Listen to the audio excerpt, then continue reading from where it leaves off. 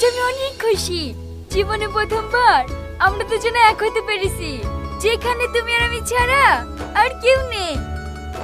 আমিও এরকম দিনের অপেক্ষায় ছিলাম। আজ সারাদিন দুজন দুজনের মনের কথা শুনবো।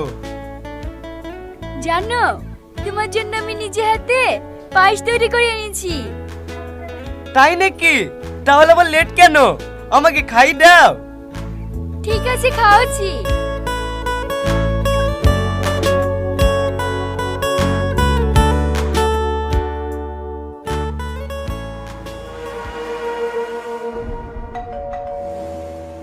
কি ব্যাপার? এই দুপুর বেলা আবার কে আসলো? যে আসার আশঙ্কা, তুমি আগে খেলো তো। আমার মনে হয় সব জ্বালা এসছে। থামো, ওকে নিষেধ করে এসে আবার খাসি।